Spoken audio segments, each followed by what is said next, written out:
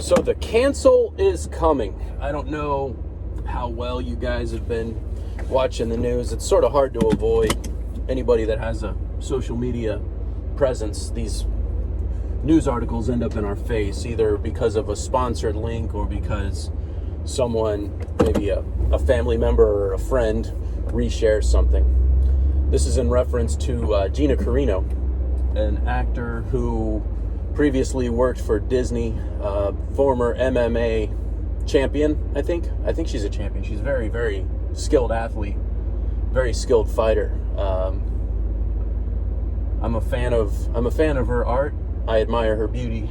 And recently, because of a tweet that referenced the Jewish Holocaust, she has been wholesale canceled by Disney and a couple of other of her employers. As a result, it ended up a week or so later, Jim Lovell, who runs the Warrior Poet Society, he's a firearms instructor. According to his bio, former Army Ranger, seems to have the pictures to prove it. And he just made a video in the last couple of days, as of this recording, about how he expects his cancellation to be impending. And his response is going back to the old adage, which oddly, I hadn't really heard this until only a few days ago, the get woke, go broke scenario.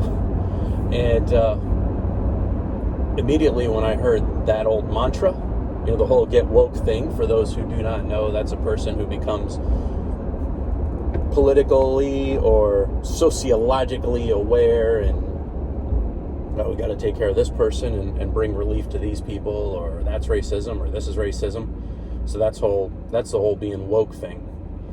More or less, I don't know if you got to lump it into a large category, an anti-Republican sentiment, if we need to put it to a political group.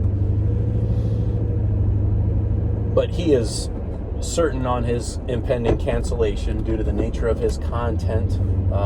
He's a professing Christ follower, has many videos dealing with self-defense, which in the wrong context can be turned into violence. Now, where many of these channels and people who I actually consider to be my friends are concerned with their cancellation has to do with how far the speech movement has been pushed back.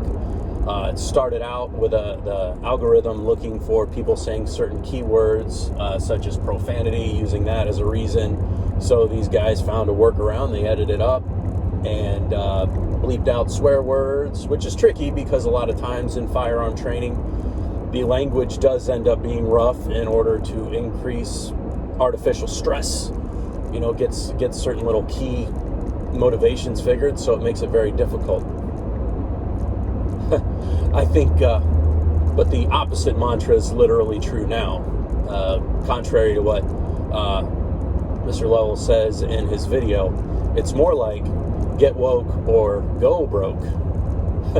When Gina Carano wants to switch over to the Daily Wire to direct a movie, and they're just going to cash in on it. As soon as I tried to read that article on the Daily Wire, I clicked on it, and boom, it's right behind a paywall. So naturally, I've got to give $8 a month to the Daily Wire. Man, it's all about the money. I don't want to hear it. Ben Shapiro, a very smart guy, and I appreciate that he has to make a living.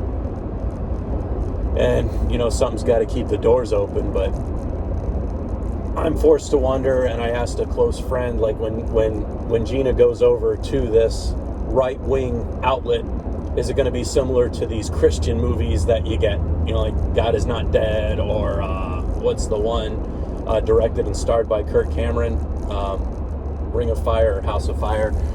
You don't end up with a very good talent pool, and it only further divides us. And Mr. Lovell goes on to say that's exactly what we're talking about here. It only further divides us.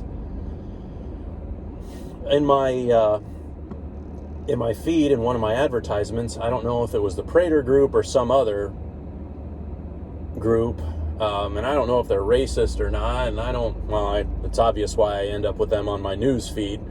sort of puts a target on my back, but it criticized institutionalized racism as a lie. So you get this situation to where, okay, is institutionalized racism real? Is it a lie? You know, a number of my friends on my Facebook feed, you know, people that I grew up with, feel that it isn't. So it's all bizarre, and the end result is going to be an edit culture, which is going to seem all well and good until you aren't the fascist who gets to be the fascist anymore.